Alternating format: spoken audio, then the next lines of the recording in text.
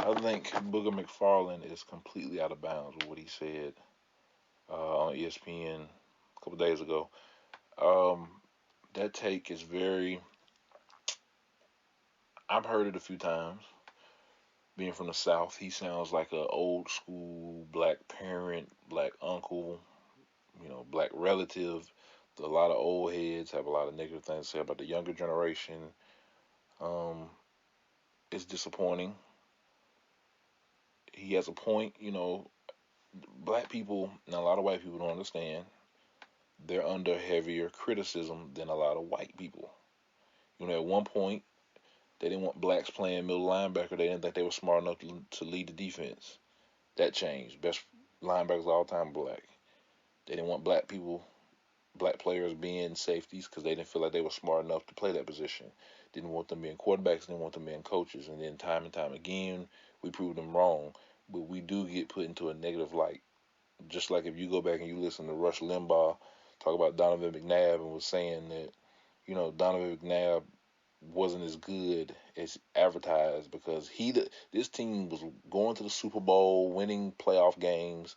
He's going to say, okay, well, this guy isn't as good as advertised, and the team's really being led by the defense. I don't care what you say. I don't care how good the defense is. I don't care. You have to have a good quarterback, or your quarterback has to be giving you good play at that time. But you have to have a good quarterback. You're not. You can have an all time defense. You have to have a quarterback. Your quarterback either has to be playing on all cylinders, playing on level 100, or you're not going to win a Super Bowl. You're not going to win a championship. That's just in the story. He says 70% of the players in the league are African American. One case comes up. He's never said this. One case comes up, Dwayne Haskins, who this type of stuff has been following him since Ohio State. He now says that 70% of the players are, you know, let me read the quote. They come into the league saying, not how can I be a better player. They don't say, how can I be a better teammate? They say, how can I be a better person? How can I get my organization over the hump? He said they don't say that.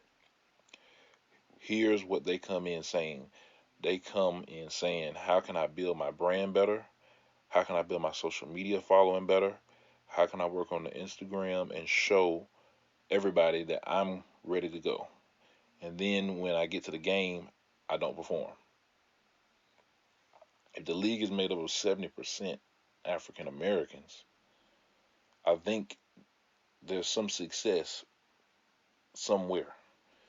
And in this era specifically, where we've had more black quarterbacks at one time than we've ever had. I mean, even if you want to throw Tua in there, Tua is from Hawaii. He's If you look at the league as a whole, this has been the most non-white quarterback league we've had in a long time. One of them just won MVP, another one just won a Super Bowl, and the other one won the MVP before he won the Super Bowl the year prior. So I'm just looking like I'm trying to understand where's his logic. There's always going to be players like Dwayne Haskins coming into every pro league. He's not going to be he wasn't the first. He's not going to be the last. But every player don't do that. And to be great, to play that position, to be great, it takes a different type of dedication. It takes something else.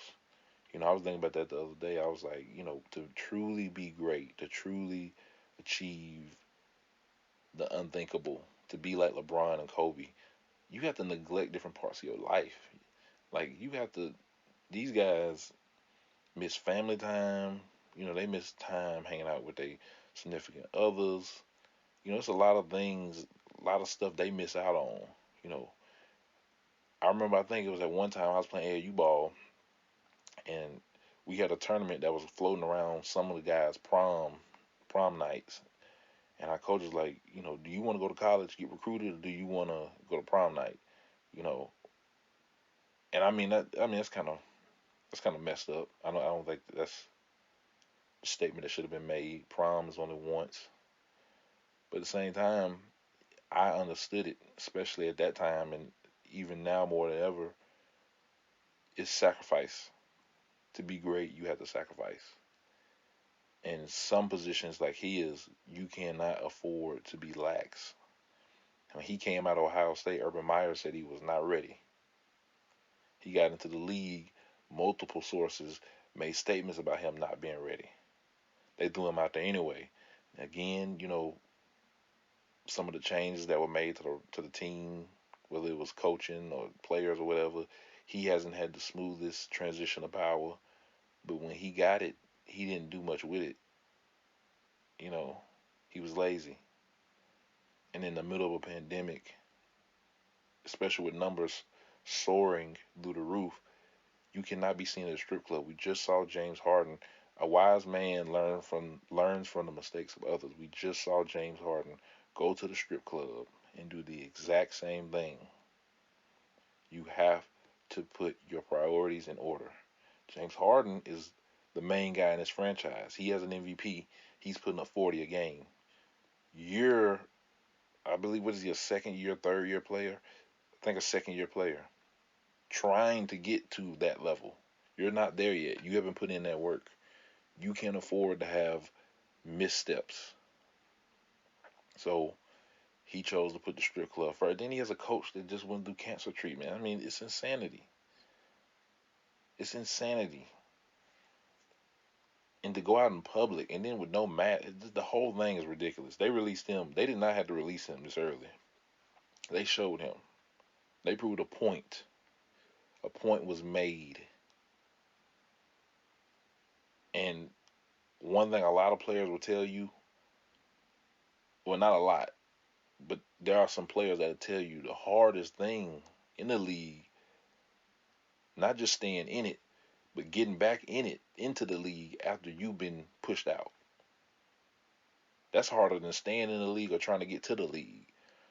Trying to get to the league is almost easy at times when you think back on your whole journey. Play hard, you become a 3-star, whatever, 4-star, 5-star, go to a college, heavily recruited. You go there, you put in that work, you get drafted. Woohoo.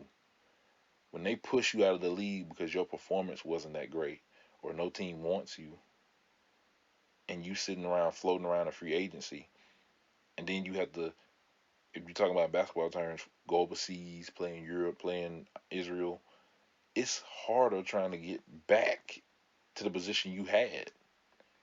It's even harder when the reason why you're out of the league isn't because of your play, it's because of your attitude.